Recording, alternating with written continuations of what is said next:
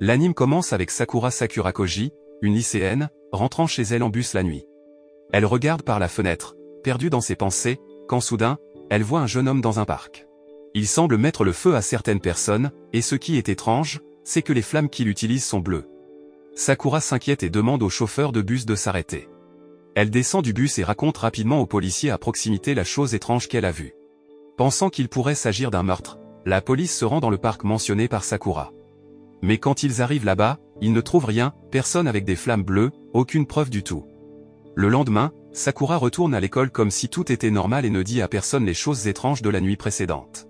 Mais étonnamment, pendant leur temps d'études, leur professeur présente un nouvel élève nommé Ogami Rei. Il dit qu'il est le nouveau, et il ressemble beaucoup à la personne que Sakura a vue la nuit précédente.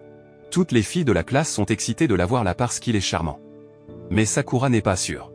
Elle le regarde attentivement, pensant peut-être que l'école a laissé entrer une mauvaise personne par erreur.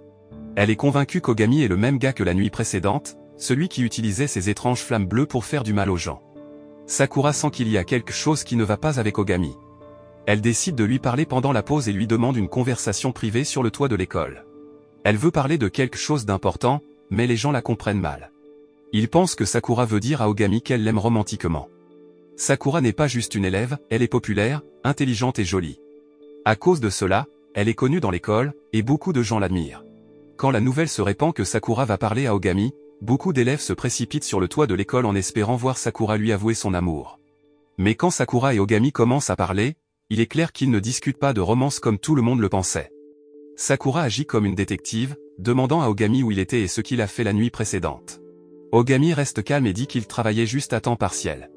Même si Ogami s'explique, Sakura a toujours des doutes. Elle remarque un gant sur la main d'Ogami et se demande s'il cache des brûlures de la nuit précédente.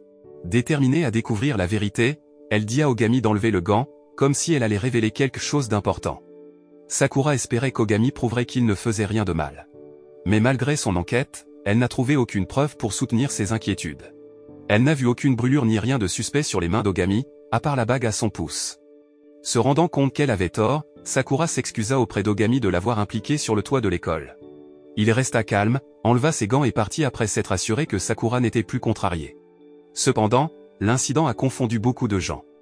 Comme la discussion entre Sakura et Ogami était privée, l'ami de Sakura, Aoba Takatsu, lui demanda comment elle se sentait. Mais Sakura ne voulait pas partager les détails, disant simplement que c'était inattendu. Malheureusement, son explication vague fit penser à Aoba qu'Ogami avait rejeté Sakura. L'annonce bruyante d'Aoba se répandit dans l'école, mettant les garçons en colère contre Ogami pour avoir prétendument blessé Sakura.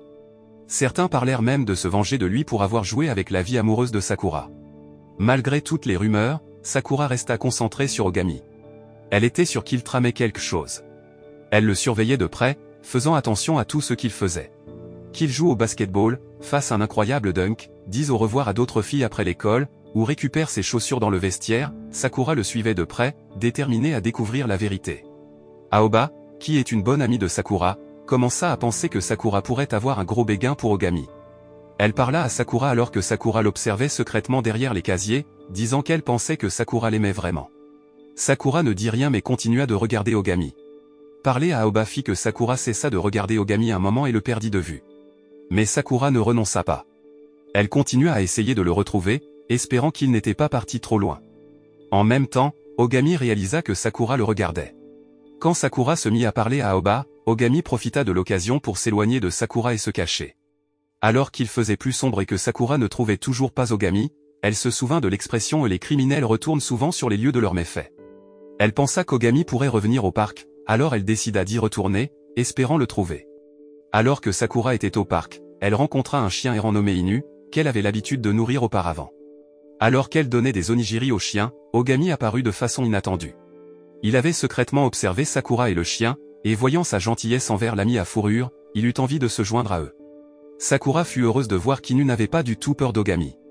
En fait, le chien semblait beaucoup l'apprécier, lui léchant le visage comme s'ils étaient de vieux copains. Sakura trouva cela incroyable car Inu restait généralement éloigné des étrangers. Voyant comment Inu faisait confiance à Ogami, Sakura pensa qu'il ne pouvait pas être si mauvais que ça. De plus, voir qu'Ogami aimait les animaux fit penser à Sakura qu'il devait probablement être une personne gentille, car les gens qui aiment les animaux sont généralement bienveillants. Leur conversation fut interrompue lorsqu'Ogami demanda à propos du propriétaire d'Inu. Sakura dit qu'Inu n'en avait pas, expliquant comment la dernière personne qui s'occupait d'Inu avait été blessée par le G-Faucon, un groupe dur qui traînait souvent dans le parc. Quelques jours plus tard, Sakura était de retour dans le parc pour nourrir Inu quand elle entendit quelqu'un appeler à l'aide. C'était un sans-abri attaqué par des membres du G-Faucon.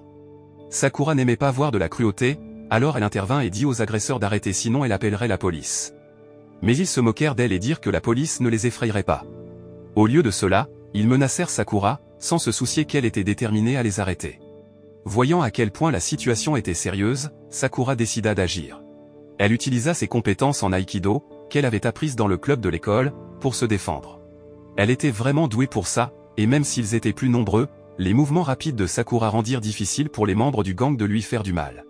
Mais Sakura ne pouvait pas tous les gérer, surtout quand l'un des membres du gang utilisa un pistolet à impulsion caché sur elle. Les choses empirèrent lorsque les voyous révélèrent leurs véritables intentions malveillantes. Voyant Sakura en danger, Inu, le chien, essaya d'aider en mordant l'un des agresseurs. Mais malheureusement, ce courage ne fit qu'attirer la colère du gang sur Inu, blessant gravement le pauvre animal. Sakura luttait pour protéger Inu tout en étant attaquée elle-même.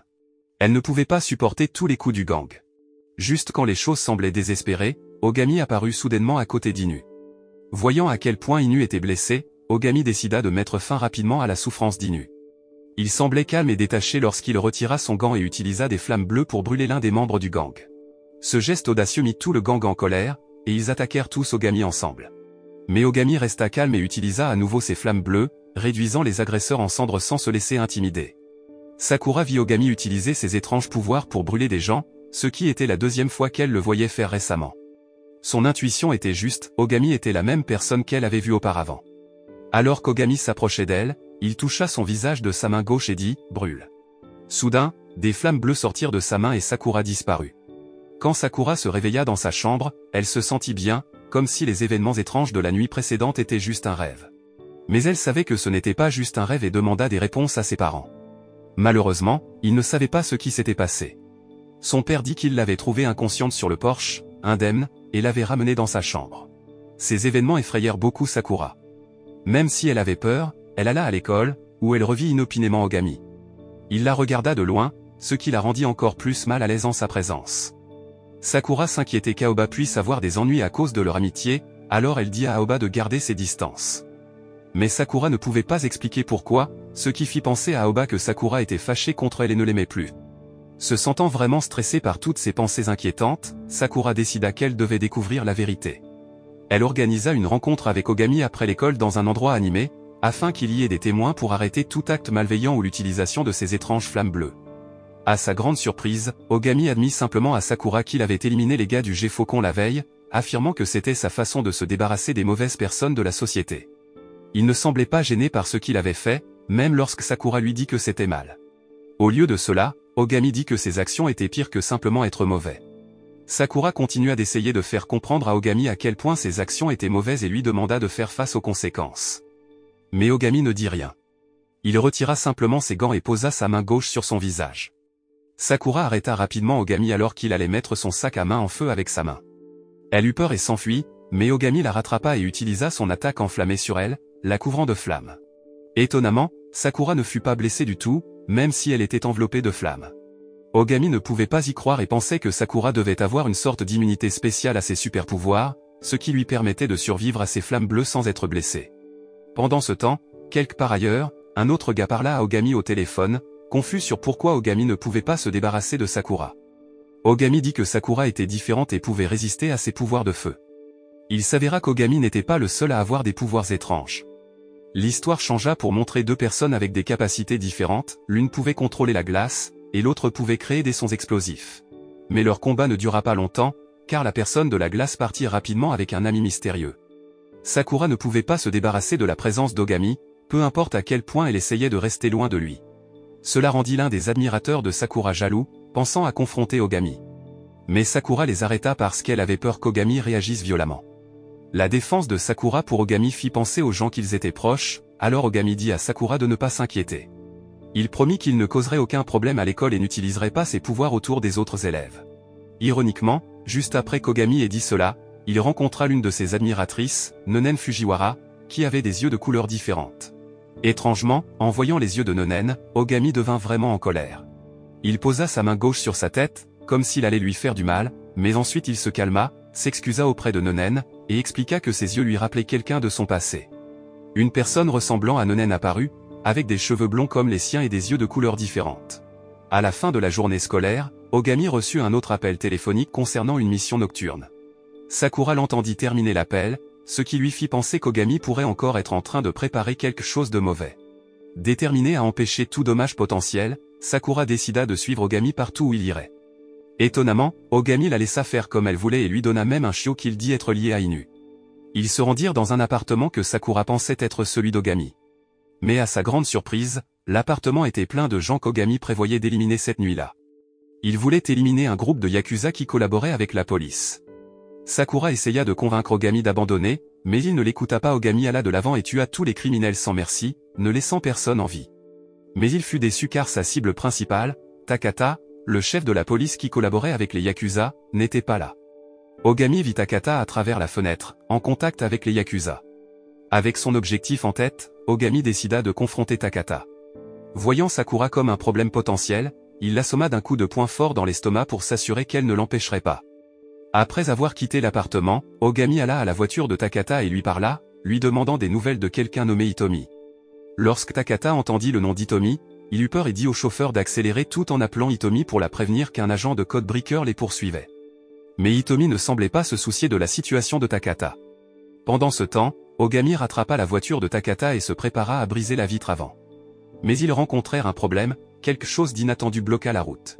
Cette nouvelle personne arrêta rapidement la voiture et tout le monde à l'intérieur, y compris Takata, sans trop d'efforts. Il s'avéra que cette personne mystérieuse était le partenaire d'Ogami, un autre agent de Codebreaker nommé Toki Fujiwara. Codebreaker est un groupe secret d'assassins approuvé par le gouvernement avec des pouvoirs spéciaux. Il n'y a que 6 membres dans le groupe, et Ogami Rei est le 6e. Ensuite, l'histoire se déplace au siège d'Eden, l'organisation qui supervise ce que font les agents de Codebreaker. Ogami reçoit un nouveau travail là-bas, tuer un politicien nommé Tabata. Mais les personnes qui lui donnent le travail sont vraiment impolies, traitant même les Codebreakers comme s'ils étaient en dessous d'eux. Ogami en a assez de leur manque de respect et utilise ses pouvoirs pour les arrêter, disant que les Codebreakers devraient être des égaux, pas traités comme des esclaves. Le lendemain, Sakura se réveille devant sa maison à nouveau, et ses parents sont inquiets de son comportement étrange ces derniers temps. Pour éviter plus de questions, Sakura ne leur dit pas la vérité et va à l'école. Mais quand elle ouvre sa porte d'entrée, elle voit Toki qui l'attend. Il lui dit qu'il va remplacer Ogami en tant que son partenaire et se présente comme le 4e Codebreaker, montrant qu'il est plus haut gradé qu'Ogami. Contrairement à ce que Sakura attendait, Toki ne va pas à l'école avec elle. Au lieu de cela, il l'emmène dans un parc pour lui dire la vérité sur Ogami. Il s'assoit sur un banc, mais soudain Ogami arrive et confronte Toki. Il était clair qu'il y avait de la tension entre le 4e et le 6e Codebreaker, et ils ont commencé à utiliser leurs pouvoirs l'un contre l'autre jusqu'à ce que Sakura intervienne pour les arrêter. À la tombée de la nuit, Ogami se prépare à raconter à Sakura sa mission, et elle décide de le suivre pour s'assurer que personne ne soit blessé. Mais Ogami n'est pas seul dans cette mission, Toki est avec lui, même s'ils ne s'entendent pas. Néanmoins, ils essaient d'agir professionnellement tout en travaillant ensemble. Après avoir tout préparé, Toki utilise son pouvoir pour ouvrir la porte d'un établissement gouvernemental où ils expérimentent sur des personnes avec des capacités spéciales, y compris leur cible, Tabata. Pendant que Toki faisait cela, Ogami dit à Sakura que Toki pouvait contrôler les champs magnétiques, ce qui lui permettait de déplacer facilement des objets métalliques, comme ouvrir la porte. Plus tard, lorsqu'ils font face à des gardes, le pouvoir de Toki est utile. Il arrête les balles des gardes et les renvoie vers eux, utilisant leurs propres armes pour les assommer. Cependant, un problème soudain survient lorsque 2 gardiens, qui ont des sacs à dos leur donnant le contrôle sur le vent et l'eau en raison des expériences gouvernementales, déchaînent un tourbillon dangereux qui peut transformer les gens en pierre au contact. Ogami et Toki combattent ces gardiens, mais leur sac à dos dysfonctionne un moment, donnant à Ogami et Toki un avantage pour continuer leur mission. Une fois à l'intérieur de l'établissement, ils commencent à chercher leur cible. Toki explique à Sakura que les Codebreakers travaillent secrètement pour le gouvernement, rapportant directement au Premier ministre.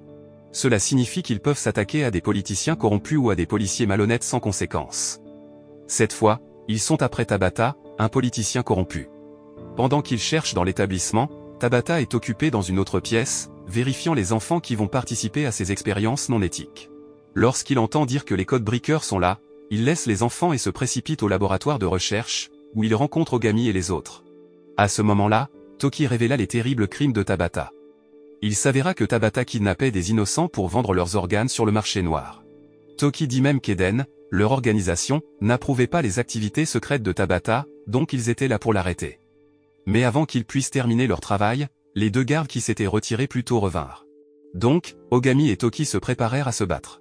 Un garde s'en prit à Ogami tandis que l'autre s'en prit à Toki, lançant une bataille.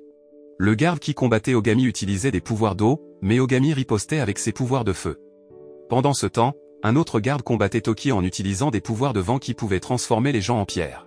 Toki essayait d'arrêter le vent en lançant des choses dedans. Fâché que sa première attaque n'ait pas fonctionné, le garde intensifie son attaque de vent, alors Toki déplace rapidement Sakura en sécurité. Toki sait que Sakura pourrait se transformer en pierre si elle est touchée par le vent. Toki et Sakura s'enfuient des attaques du garde dans le couloir.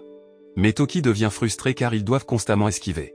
Puis Toki découvre la faiblesse du garde, son pouvoir vient du sac à dos qu'il porte. En utilisant cette connaissance, Toki va après le sac à dos et parvient à le faire tomber du garde, le faisant s'ouvrir de façon inattendue. À leur grande surprise, Toki et Sakura découvrent un enfant à l'intérieur du sac à dos, quelque chose qu'ils n'attendaient pas. D'autre part, alors qu'Ogami continue à se battre contre le garde dans la pièce, tous deux utilisant leurs pouvoirs de feu et d'eau, Ogami finit par gagner, son pouvoir de feu surmontant l'eau. Le garde vaincu, frustré de ne pas avoir pu battre un adolescent, jette son sac à dos au sol. Comme l'autre garde, ce sac à dos contient également un enfant, une jeune fille. Ces enfants ont des capacités spéciales que Tabata utilisait comme arme. Toki et Ogami ne supportaient pas de voir les enfants en danger, alors ils ont combattu les gardes avec férocité. Même les personnes de Tabata qui regardaient étaient effrayées.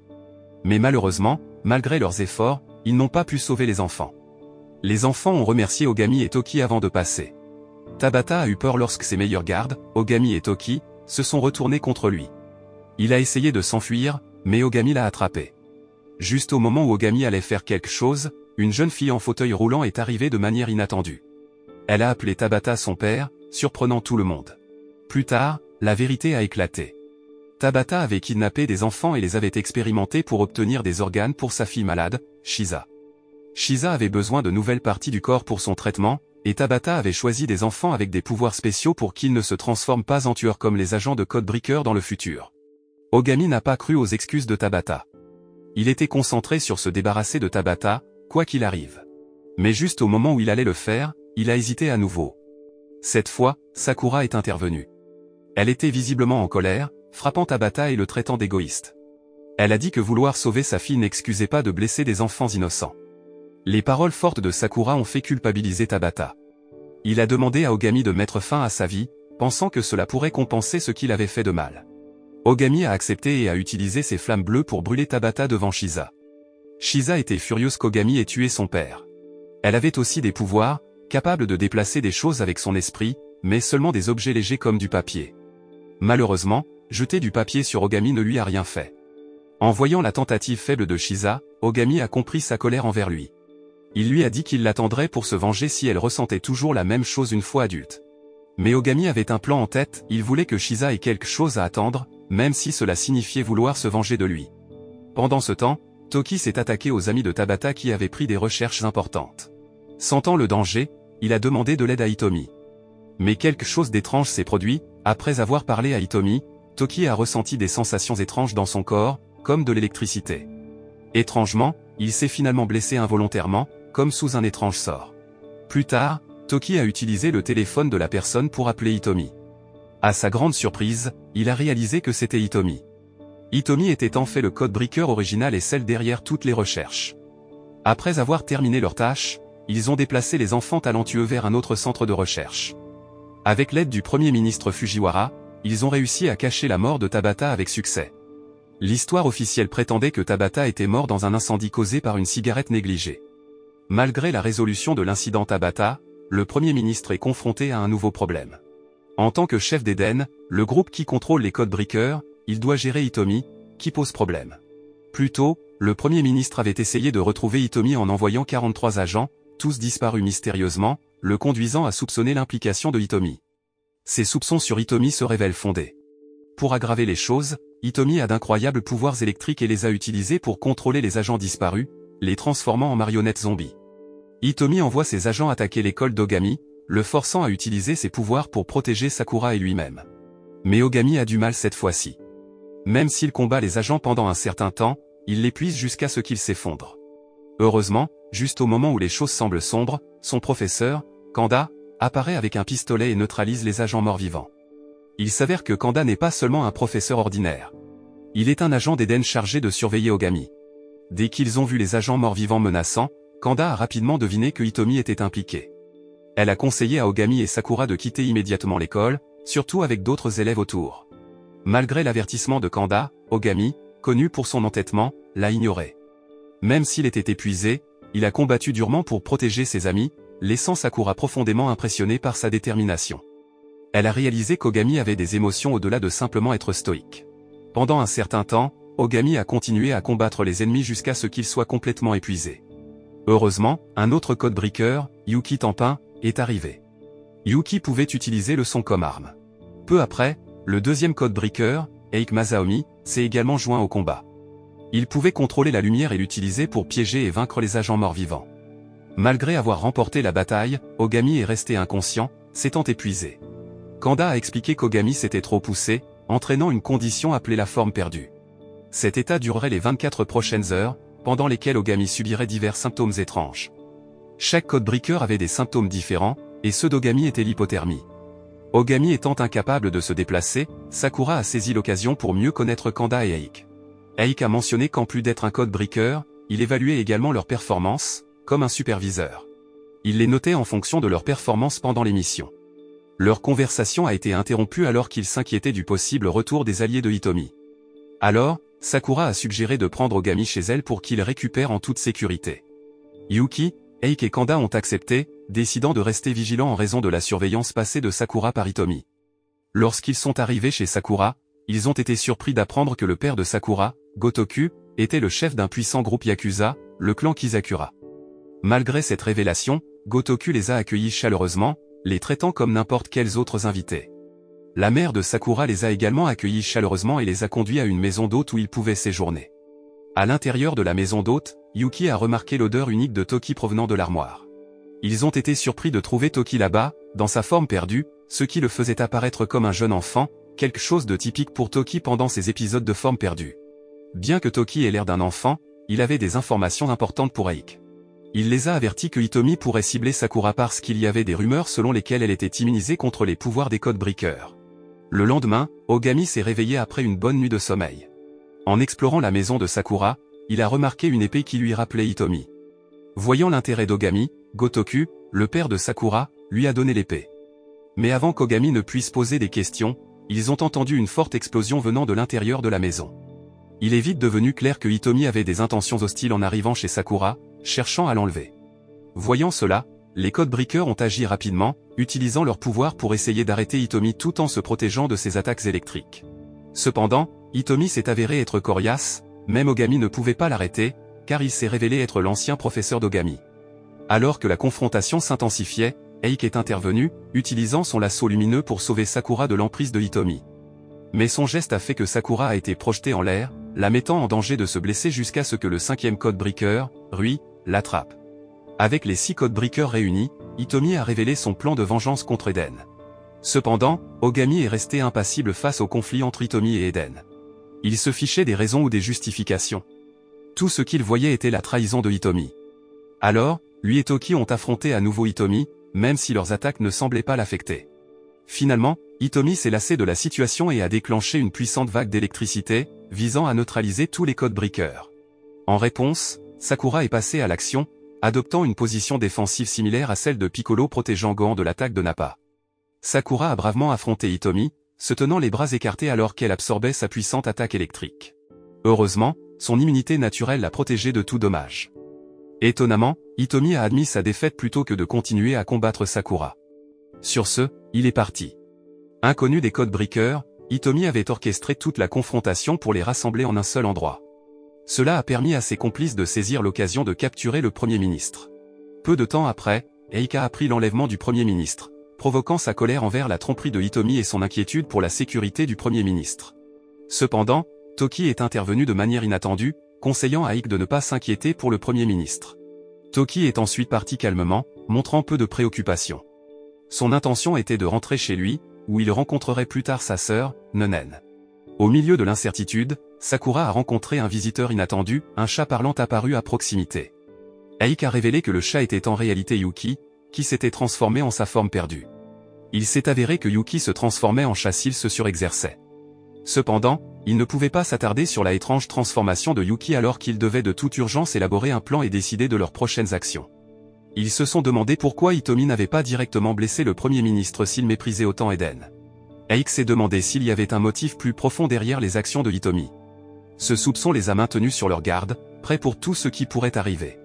Curieux de l'immunité de Sakura, les Codebreakers ont demandé des informations à ses parents. Ils ont appris que Sakura n'était pas leur enfant biologique, ils l'avaient trouvée couverte de sang devant leur maison une nuit et l'avaient adoptée. Avec cette révélation, Sakura et les Codebreakers se sont séparés pour rechercher Hitomi. Rui se souvenait comment elle avait découvert l'attaque de Hitomi sur la maison de Sakura, ce que Aik lui avait dit. Cette nouvelle information a fait douter Rui de la loyauté de Aik, pensant qu'il pourrait travailler avec Hitomi. Elle pensait que Aik avait délibérément amené tous les Codebreakers chez Sakura pour affaiblir la défense du quartier général d'Eden. Lorsque Rui a confronté Aik sur un pont, il a indirectement admis les trahir. Maintenant que son secret était découvert, il devait faire face à Rui. Mais avant que quoi que ce soit d'autre ne puisse se produire, il y a eu une explosion soudaine à proximité qui a attiré l'attention de Aik et de Rui. Aik pensait que cela pourrait être Hitomi, commençant son plan. Après que l'explosion ait endommagé le pont, Rui a utilisé ses pouvoirs d'ombre pour l'empêcher de tomber. Mais cela l'a laissé vulnérable aux attaques, et Aik en a profité pour la vaincre. Une fois Rui hors de l'image, Aik a trouvé Sakura et lui a dit qu'il l'emmenait voir Ogami, disant qu'Ogami voulait lui parler. Ce que Sakura ne savait pas, c'est que Aik l'emmenait là où Hitomi retenait le Premier ministre kidnappé. Devant Sakura, Hitomi révèle la vérité, Eden la poursuivait à cause de son pouvoir spécial. Ils avaient beaucoup étudié ses capacités, planifiant de les utiliser contre les plans de Hitomi. Cela montre pourquoi les Codebreakers étaient à son école, pour la protéger. Mais le plan a échoué, et Hitomi a capturé Sakura. Maintenant, Hitomi est prêt à déclencher des bombes dans toute la ville. Il garde aussi certains secrets à Aik parce qu'il ne lui fait pas entièrement confiance. Pour prouver qu'il est loyal à Hitomi, Aik admet avoir tué le Codebreaker numéro 5, Rui. Sakura se met en colère et confronte Aik, le saisissant et lui demandant pourquoi il a blessé Rui. Mais Aik la maîtrise rapidement, la jetant violemment au sol. Pendant ce temps, Kanda suit secrètement Aik dans le bâtiment, prévoyant de capturer Hitomi avec son arme. Mais Aik la surprend avant qu'elle ne puisse arriver jusqu'à Hitomi. Dans une autre partie de la ville, Yuki révèle la trahison de Aik. Il est sûr que Aik s'est retourné contre eux parce qu'il l'a vu attaquer Rui quand il était dans sa forme perdue.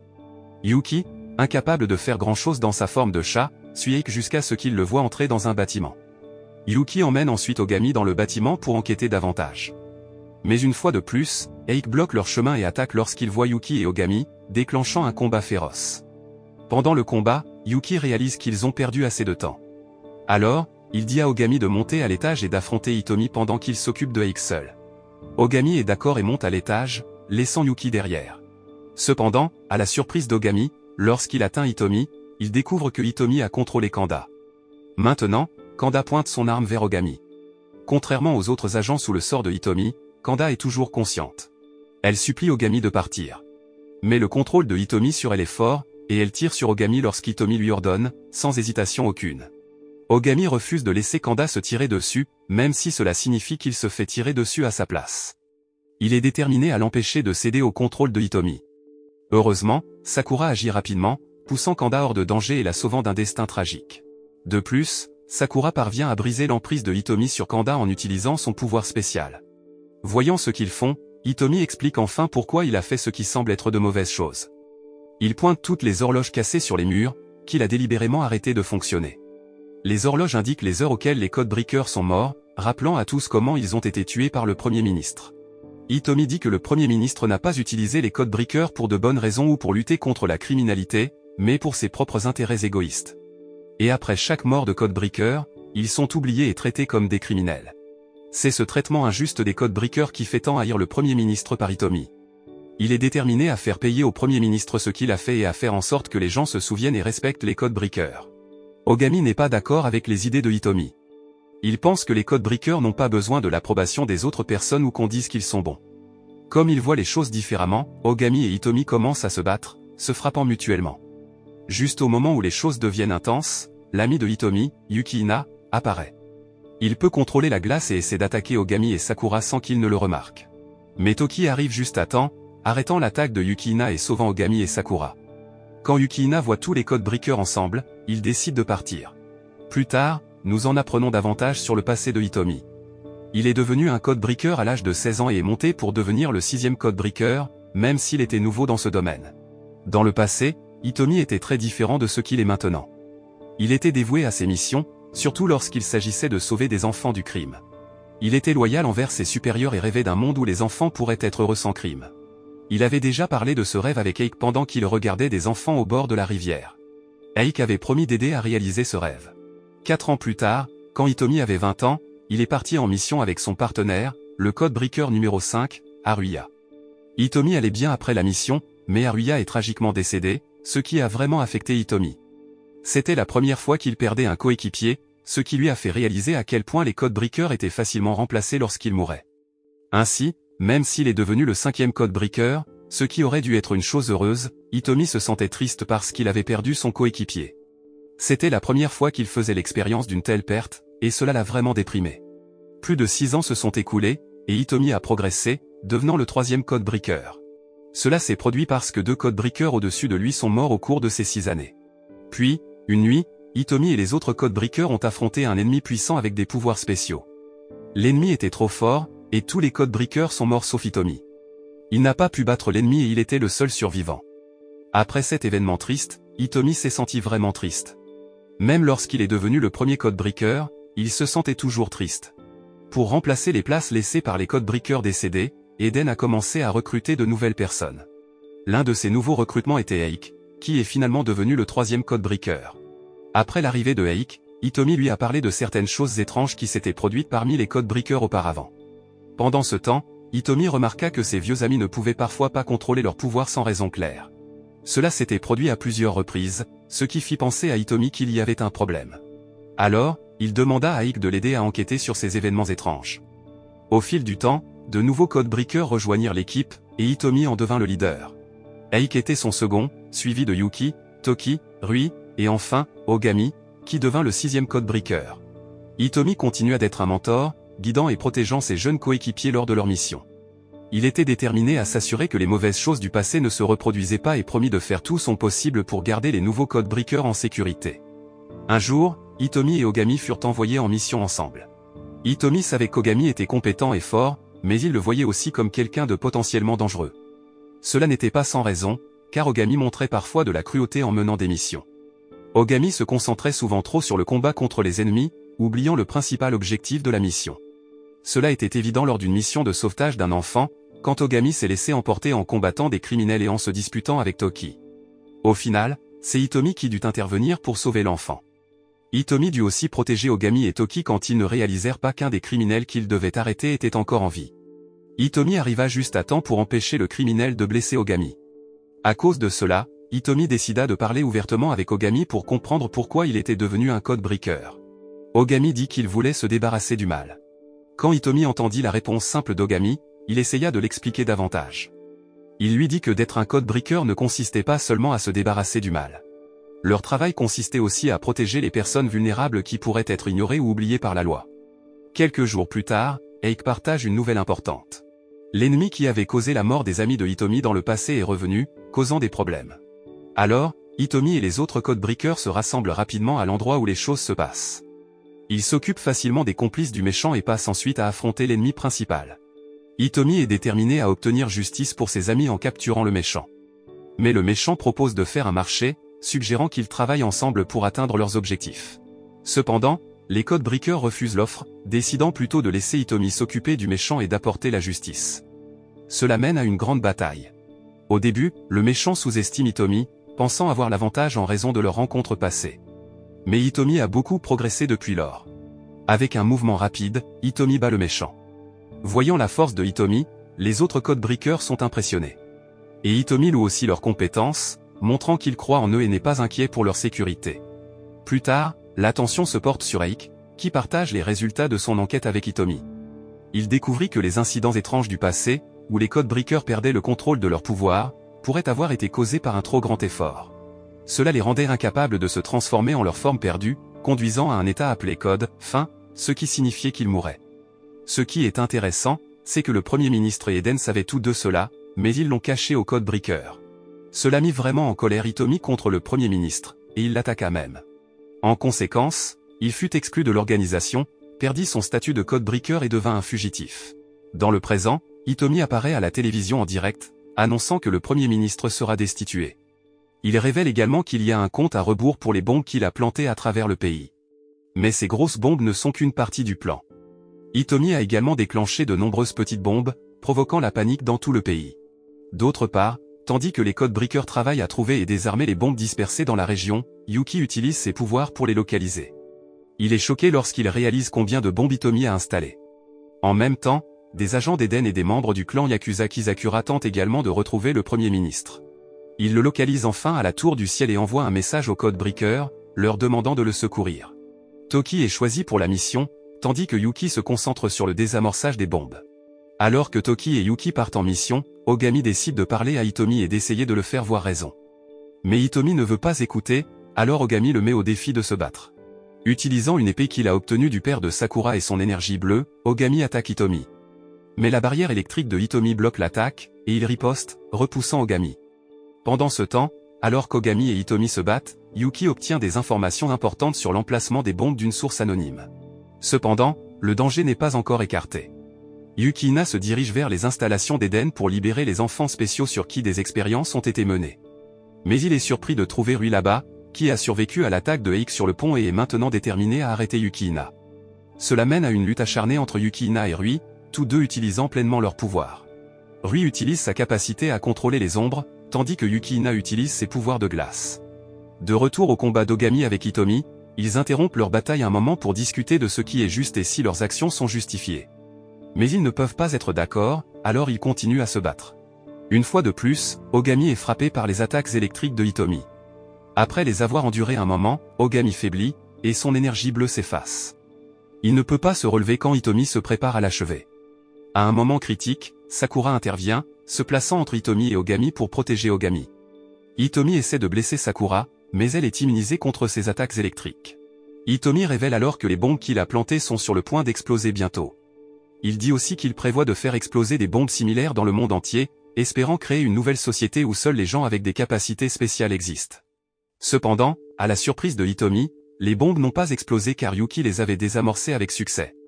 Eik était celui qui avait donné les informations cruciales sur l'emplacement des bombes. Il a prétendu trahir à la fois les codebreakers et Eden, mais en réalité, il prévoyait d'arrêter le grand plan de Hitomi. Quand Yukina a réalisé que le plan de Hitomi avait échoué, il a cessé de se battre contre Rui et est allé libérer les enfants avec des pouvoirs spéciaux. Mais quand il est arrivé là-bas, il a découvert que Rui avait déjà emmené les enfants en sécurité. Plus tard, lorsque Yuki est venu aider Rui, Yukina a décidé de partir rapidement.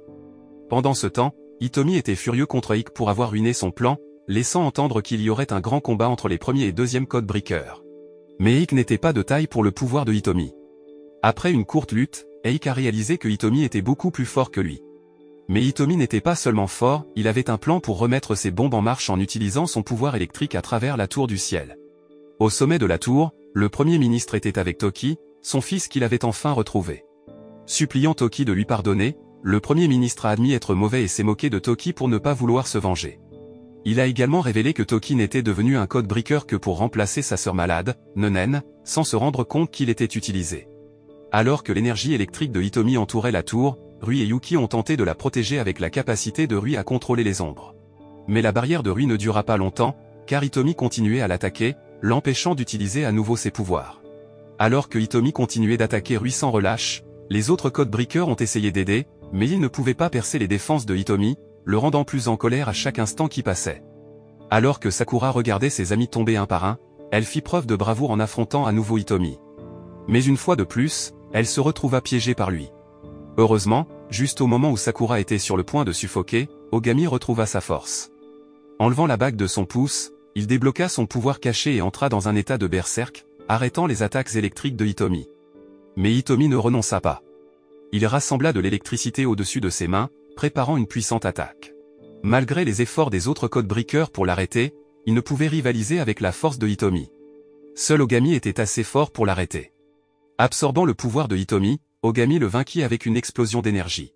Cependant, l'attaque d'Ogami fut mortelle pour Hitomi, le poussant dans la phase code End, ce qui signifiait qu'il était proche de la mort. Même si Hitomi était encore en vie, il ne survivrait pas longtemps. Avec un visage calme, Hitomi dit aux autres codebreakers qu'il avait agi seul parce qu'il était inquiet pour eux. Même s'il savait qu'il pourrait bientôt mourir, il ne voulait pas renoncer à ses objectifs. Il avait une profonde haine pour Eden et le Premier ministre et était déterminé à tuer le Premier ministre avant de mourir. Rassemblant ses dernières forces, il était prêt à achever sa mission. Mais Ogami intervint une fois de plus, déterminé à convaincre Hitomi de changer d'avis.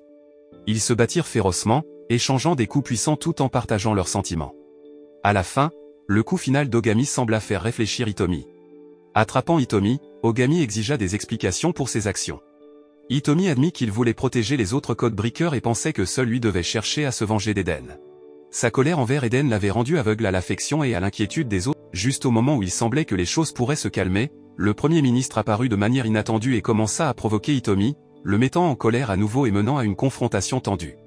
Heureusement, les autres codebreakers intervinrent juste à temps pour empêcher Hitomi de blesser le Premier ministre. Alors que Hitomi rendait son dernier souffle, il y eut un certain soulagement, du moins pour le Premier ministre. Mais même dans la mort, le Premier ministre continua d'insulter Hitomi, ce qui poussa Toki à réagir en frappant le Premier ministre au visage. Les choses se calmant, le Premier ministre et Eik montèrent dans une voiture. Mais pendant leur conversation, le Premier ministre eut soudain des convulsions et commença à vomir du sang. Il s'avéra que l'attaque électrique de Hitomi lui avait laissé quelque chose, provoquant sa mort. D'abord choqué par ce qui s'était passé, Eik parut bientôt satisfait, réalisant que le Premier ministre était parti pour de bon. Après ce qui s'était passé, les codebreakers prirent des chemins différents. Sakura retourna à l'école, mais Ogami, qui avait obtenu son diplôme, n'était plus son professeur. Sakura ne revit jamais Ogami. Pendant ce temps, Ogami continua de lutter contre le crime, défendant toujours ce qui est juste. Et avec cela, l'histoire de cet anime arriva à sa fin. Ainsi, la morale de l'histoire est que, lorsqu'il s'agit d'expériences gouvernementales et de super pouvoirs, il faut toujours vérifier 2 fois son sac à dos avant de supposer qu'il est juste plein de snacks.